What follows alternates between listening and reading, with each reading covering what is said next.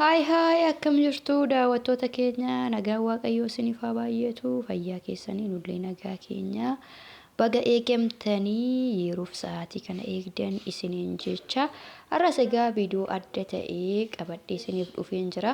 Viidiyoon adda ta'e kun immoo guyyaa har'aa kana dhugaa dubbachuudhaaf baay'ee natti tolee baay'ee gammadeen jira.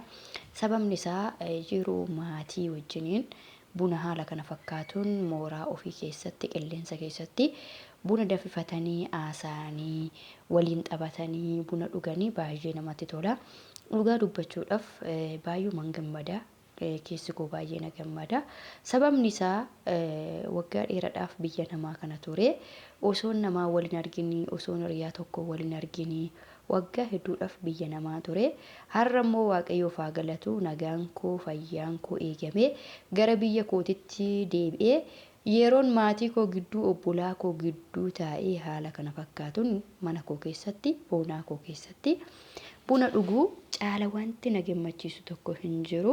Asumaan gamanumaan maalan isiniin jechuu barbaada.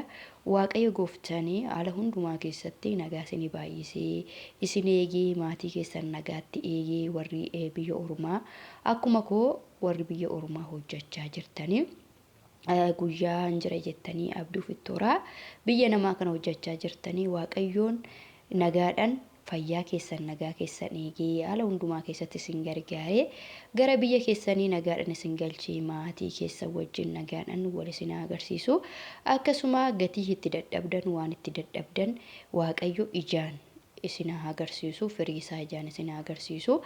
Egaa hordoftoota keenya guyyaa har'aa kana obbolaa keenyadha.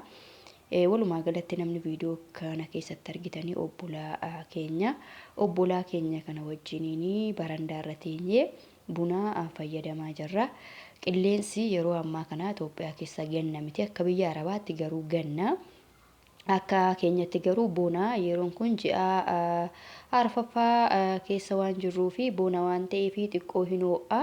Kanumaaf jecha buna barandaatti danfisaa jira ani. Egaa buna kana qilleensa bareedaa unachaa taphachaa kolfaa walitti haasaa wal bohaarsaa buna kana fayyadamna jedhee obbolaan koos na bukkeetti argamanii jiru.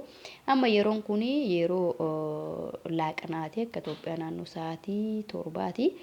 Laaqanaa fayyadamne yeroo sanatti immoo viidiyoo laaqana irratti waraabuun baay'ee sanaaf hin mijanne. Kanaaf egaa laaqana nyaannee erga deebinee amma barandaa irratti buna danfisaan jira.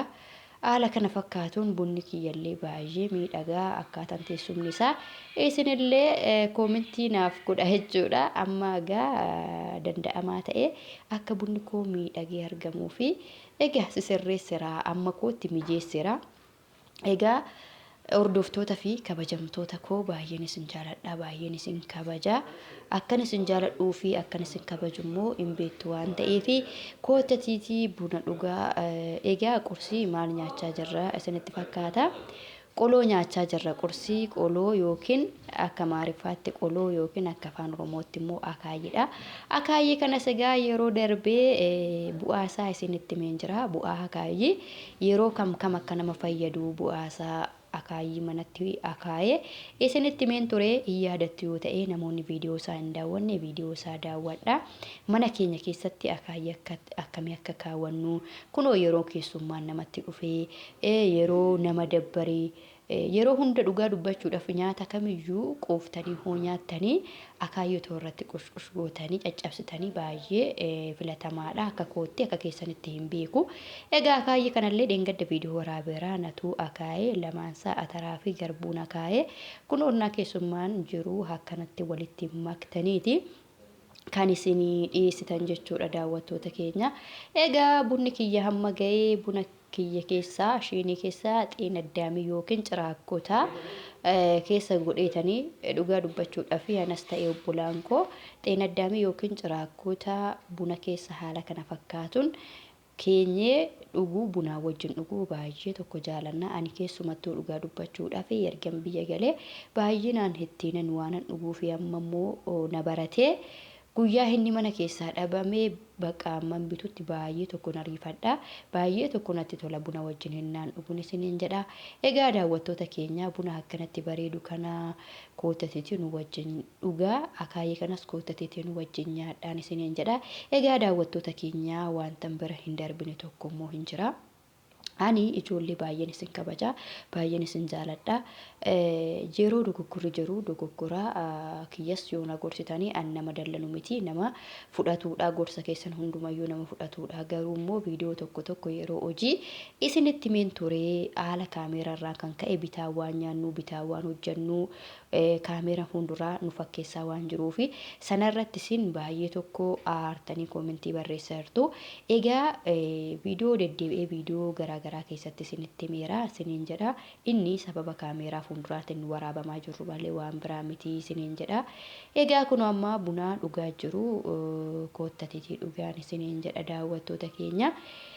Ijoolleen baay'ee na jajjabeessitanii dhugaa dubbachuudhaaf viidiyoo kiyyaa sheer gootanii daawwattan galatoomaa ulfaadhaa kabajamaa ana biraa kabaja guddaa jaalala guddaa qabdu. Egaa muuzus koottaa nyaadhaa muuzus nyaannu waliin isiniin jedha. Viidiyoo kana aga dhumaatti daawwadhaa galatoomaa ulfaadhaa ani isiniin jaaladha isiniin kabaja. Yaada fi qeeqa qabdan nu barreessaa. Baay baay.